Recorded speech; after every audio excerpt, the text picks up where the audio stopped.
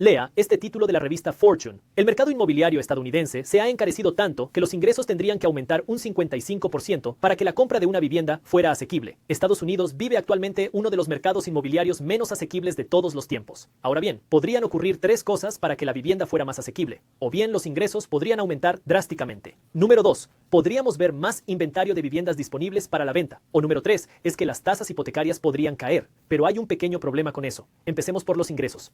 El artículo de la revista Fortune dice que los ingresos tendrían que aumentar más de un 50% para justificar la subida de los precios de la vivienda y de los tipos hipotecarios. Pues bien, si echamos un vistazo a este gráfico, lo que veremos es que los ingresos han aumentado significativamente desde la pandemia. Sin embargo, en los últimos meses hemos visto que el crecimiento de los ingresos ha caído constantemente. Esto hace que un gran salto en los ingresos no sea muy probable. Esto nos lleva a la opción número 2, que es más inventario. Bueno, actualmente lo que estamos viendo que sucede es que los propietarios realmente no quieren vender sus casas. Y la razón es porque si usted compró una casa en el último número de años, bueno, lo más probable es que usted tiene una hipoteca por debajo del 5%. La mayoría de los estadounidenses poseen una casa con una hipoteca por debajo del 5% o significativamente por debajo del 5%. Si vendiera su casa hoy y comprara una nueva, pasaría de una hipoteca del 3, 4 o 5% a una del 7 u 8%. Y muchos propietarios están diciendo no quiero hacer eso. Aquí es donde naturalmente se vería la oportunidad para los constructores de viviendas para construir nuevas casas, porque si la gente no quiere vender sus casas y la gente quiere comprar casas, esto crea oportunidades para la construcción de nuevas viviendas. Sin embargo, echa un vistazo a este gráfico.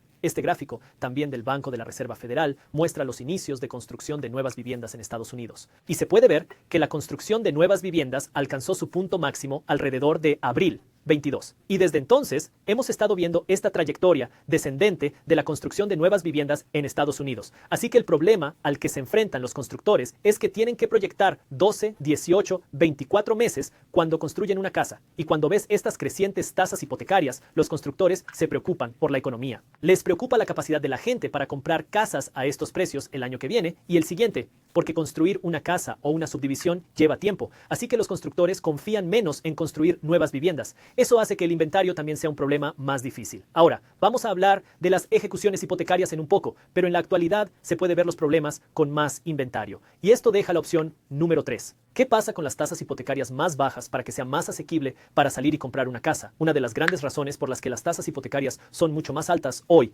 de lo que eran antes es porque el Banco de la Reserva Federal ha estado trabajando para elevar las tasas de interés. Y aunque mucha gente espera que la Reserva Federal empiece a recortar los tipos de interés pronto, el Banco de la Reserva Federal ha estado diciendo más recientemente que hay que esperar que los tipos de interés se mantengan más altos durante más tiempo de lo que se esperaba en un principio. Así que si la asequibilidad de la vivienda se encuentra en algunos de los niveles más bajos que hemos visto en tantas décadas y cada una de estas tres cosas son difíciles, ¿qué significa eso para usted como un potencial comprador de vivienda o un inversor o vendedor de casa o simplemente alguien tratando de entender lo que está pasando? Significa que es importante que tengas paciencia. Permítanme dibujarles una imagen muy aproximada de lo que está pasando en el mercado inmobiliario. Estamos viendo el coste de la propiedad de la vivienda. Y por coste de la vivienda en propiedad no me refiero solo a los precios de las viviendas, esto sino también a los precios de la vivienda en propiedad. Estamos viendo cómo crece el coste de la vivienda en propiedad. Al mismo tiempo, voy a utilizar un marcador rojo para esto. Y esa diferencia es cada vez mayor. Así que habría que pensar que algo se rompería en algún momento, ¿verdad? Bueno, en lugar de sacar conclusiones precipitadas, echemos un vistazo a la historia, porque aunque la historia no se repite exactamente, sí rima,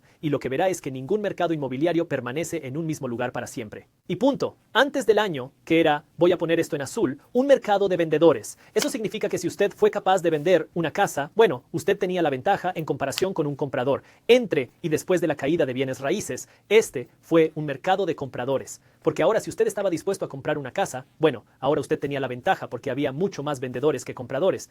Alrededor del año, usted comenzó a ver este tipo de más uniforme. Así que no voy a llamar a esto realmente un mercado de compradores o un mercado de vendedores. Esto fue mucho más de, llamémoslo, un mercado parejo o equilibrado. Luego, entre la pandemia y ahora, hemos estado viendo de nuevo mucho más de un mercado de vendedores. Ningún mercado de la vivienda se queda en un lugar para siempre. Al igual que ninguna clase de activos puede ir hacia arriba para siempre. Las cosas cambian. El mercado inmobiliario, como cualquier otra clase de activos, es cíclico. Por eso es importante tener paciencia. Ahora, la paciencia en el mercado inmobiliario es un poco diferente porque cuando estás esperando para comprar la casa de tus sueños, bueno, la gente se pone ansiosa y la gente no quiere esperar y la gente quiere comprar ahora. Y eso está bien. Usted no tiene que ahora necesariamente esperar años para ver el cambio de mercado de la vivienda, pero hay que asegurarse de poder permitirse comprar lo que sea. Pero si usted está en el mercado para una casa, o usted es dueño de una casa, que está tratando de entender lo que está sucediendo en las finanzas del mercado de la vivienda, Aquí es donde es importante. Creo que para usted, como una persona educada financieramente, para entender lo que está sucediendo en el mercado de la vivienda y los factores que afectarán a eso,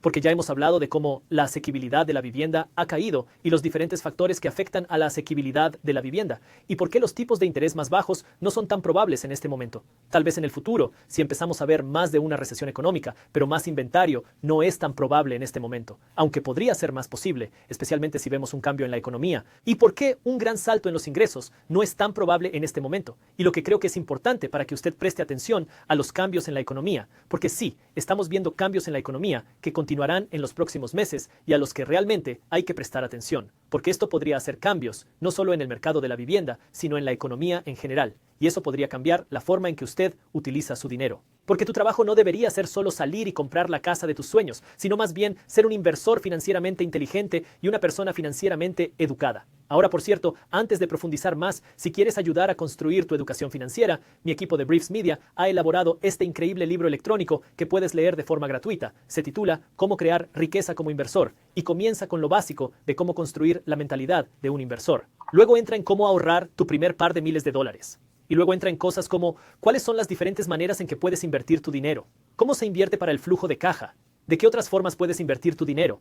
Luego pasa a cómo gastar tu dinero de forma inteligente, a cómo ganar más dinero de forma inteligente y a cómo proteger tus activos. Hay un montón de valor en este ebook. Puedes leerlo gratis. Y todo lo que tienes que hacer es hacer clic en el enlace de abajo en la descripción o ir a briefs.co/ebook. Hay 3 factores principales a los que quiero que prestes atención, porque los 3 se relacionan entre sí. El primero es el impacto de los tipos de interés más altos. Número 2 es el costo de los préstamos estudiantiles reiniciar. Y el número 3 es la burbuja de la deuda, a la que definitivamente hay que prestar atención. Comenzando con los impactos de las tasas de interés más altas, sabemos que generalmente las tasas de interés más altas conducen a un enfriamiento de la economía. Ahora, una de las formas en que se puede ver ese enfriamiento es un aumento en el desempleo. Por eso el Banco de la Reserva Federal sigue diciendo que quiere suavizar el mercado laboral. Es una forma políticamente correcta de decir que quieren aumentar el número de desempleados. La razón es que, cuando el mercado laboral está tan ajustado, todo el mundo puede salir a buscar trabajo. Y cuando todo el mundo puede conseguir un trabajo, puede negociar salarios más altos, lo que podría parecer algo bueno. Pero si todo el mundo sigue teniendo más ingresos,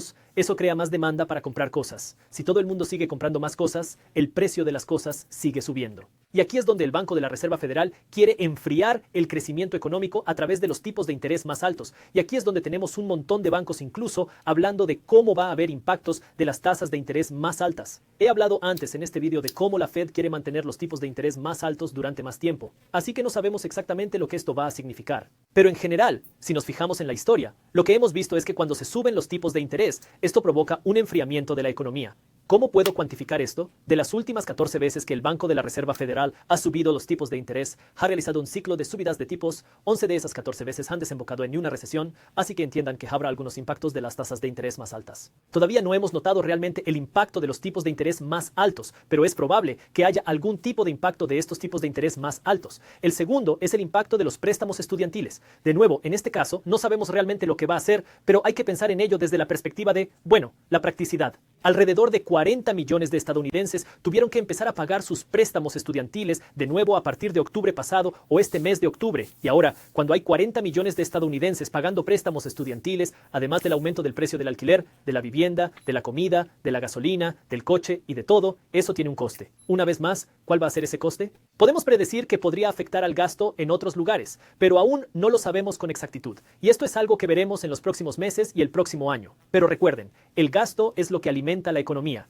Si la gente tiene que dejar de gastar o reducir el gasto para hacer frente a los pagos, eso ralentiza el gasto, lo que perjudica a la economía. Veremos cuál es el impacto real en los próximos meses y el próximo año. Pero también quiero que presten atención a la burbuja de la deuda. Y más concretamente, quiero que echéis un vistazo a las deudas que se están reajustando. Por ejemplo, tenemos billones de dólares con la deuda corporativa que se van a reajustar en los próximos 2 años. Más concretamente, hay cerca de 790 billones de dólares de deuda corporativa que se reajustará en 24 y algo más de $1 billón de deuda corporativa que se reajustará en 25. Verás, cuando las grandes empresas salen a pedir dinero prestado, no consiguen una hipoteca a tipo fijo a 30 años. tienen que conseguir una hipoteca de tasa ajustable. Y en los últimos años, especialmente después de la pandemia, vimos este enorme aumento en las corporaciones saliendo y tomando toda esta deuda de baja tasa de interés, porque es casi como dinero gratis. Así que las empresas comenzaron a acumular esta deuda. Bueno, el problema es que no era una hipoteca de tasa fija a 30 años, era una deuda de tasa ajustable. Y esta deuda se va a reajustar 24, 25 y 26. ¿Qué significa eso? Eso significa que cuando esta deuda venza, las empresas van a tener que seguir haciendo los pagos de esta deuda un tipo de interés mucho más alto. Ahora ya hemos visto que las tasas de interés son significativamente más altas hoy que hace 2 años. Así que ahora, si eres una empresa y ves que los costes de tu deuda son, digamos, el doble o el 50% más altos que antes, vas a necesitar más dinero para pagar estos gastos más elevados. ¿Y ahora qué haces? Bueno, eso significa que tienes que hacer más dinero. Y eso significa que A, vas a tener que asegurarte de que tu negocio está haciendo más dinero. B, vas a tener que subir tus precios. C, tendrás que recortar empleados. O D, tendrás que hacer algún otro cambio en tu modelo de negocio. De esa manera sigues teniendo dinero para seguir haciendo tus pagos. Y ya has visto una especie de cambio en el gasto, ¿verdad? El gasto es lo que alimenta nuestra economía. Pero los préstamos estudiantiles probablemente van a perjudicar el gasto hasta cierto punto. Las tasas de interés más altas van a perjudicar el gasto en cierta medida. Y si las empresas obtienen menos ingresos debido a uno y dos factores y luego tienen mayores gastos debido al tercero, van a tener que hacer algunos ajustes y ese ajuste podría consistir en más despidos o cierres de divisiones, lo que perjudicaría a la economía. Y también tenemos, por supuesto, el reajuste de la deuda inmobiliaria comercial, porque a diferencia de nuevo de los hogares, donde se puede obtener una hipoteca a tipo fijo a 30 años, tenemos una gran cantidad de deuda comercial, más de $1 billón con la deuda inmobiliaria comercial que también vencerá en los próximos años, y también hay muchas vacantes en el mercado inmobiliario de oficinas. Y así, a medida que más y más deudas comienzan a vencer, se puede esperar que las empresas hagan reajustes. Porque si las cosas no son rentables, si las cosas no están haciendo dinero, tendrán que hacer ajustes con el fin de hacer dinero. ¿Y cómo se hace eso? Se pueden reducir los costes o aumentar los ingresos. Una de las formas de aumentar los ingresos es subir los precios. Sin embargo, es difícil cuando la inflación es tan alta. La otra opción es reducir costes. Y si se empiezan a ver medidas de reducción de costes, por ejemplo, el despido de empleados, eso podría conducir a un aumento del desempleo. ¿Cómo influye esto en el mercado inmobiliario? Puede afectar a la capacidad de la gente para comprar una vivienda porque ahora hay menos demanda. Y si la gente ya tiene una casa y no puede seguir haciendo los pagos, bueno, entonces eso puede causar más problemas. Porque si empiezas a ver más vendedores, porque ahora la gente tiene más dificultades financieras, las dificultades financieras pueden llevar a más ventas. Bueno, entonces eso puede empezar a plantear problemas porque lo que estamos viendo suceder es que el crecimiento de los precios de la vivienda no está creciendo de la manera que era antes. Y la gente ya tiene pagos iniciales muy bajos porque las casas son caras. Y para poder permitirse comprar una casa, la gente ha estado poniendo pagos iniciales cada vez más pequeños. Así que la gente tiene muy poca piel en el juego. Así que si empezamos a ver más despidos, si empezamos a ver más dolor en la economía y vemos menos compradores por ahí y que también podría crear más vendedores, entonces eso también podría significar que hay menos personas que son capaces de vender sus casas en el mercado abierto porque los precios de las viviendas podrían caer. Si usted no tiene ninguna equidad en su casa, usted no puede refinanciar. Si usted no tiene ninguna equidad en su casa, usted no será capaz de vender sin traer dinero en efectivo a la mesa. Y ahí es donde usted podría comenzar a ver más de un cambio en el mercado de la vivienda. Ahora, de nuevo, por supuesto, esto lleva tiempo para progresar y hay un montón de hipótesis. Quiero decir, las cosas podrían cambiar. El Banco de la Reserva Federal podría salir y decir, ok, la economía está sufriendo, el desempleo está aumentando. Vamos a empezar a reducir drásticamente los tipos de interés. Eso podría empujar a más compradores en el mercado, lo que daría la vuelta a las cosas. Pero aquí es donde, de nuevo, su trabajo no es tratar de cronometrar el mercado. Si estás comprando una casa, no trates de cronometrar el mercado porque, bueno, estás comprando la casa para tener recuerdos, no para ganar dinero. Así que es un análisis financiero completamente diferente. Pero la clave aquí ahora como una persona financieramente educada es entender los factores que influyen en el mercado de la vivienda. Y aquí es donde ahora la comprensión de cómo las tasas de interés, el gasto del consumidor y esta cuestión de la deuda corporativa va a afectar a la economía, porque antes lo que lleva a la caída de 2008 fueron los problemas de bienes raíces que se filtró hacia abajo en todas partes en la economía. Ahora parece que tenemos más de un problema económico, lo que podría afectar el mercado de la vivienda. ¿En qué medida? Por supuesto no lo sabemos, no tengo una bola de cristal para decírtelo, pero aquí es donde quiero que estés educado financieramente para que podamos estar al tanto de lo que está pasando y entender los diferentes factores que están influyendo en el mercado de la vivienda y la economía en general. Si quieres ser un empleado sobrepagado, hay 3 cosas que tienes que entender. Número 1, tienes que entender las finanzas de la empresa. Número 2, tienes que saber cómo hacerte insustituible como empleado. Y la tercera es que tienes que saber cómo conseguir tu parte del pastel, es decir, cómo conseguir ahora ese salario que te pagan de más. Ahora, he contratado y despedido a varias personas en mí.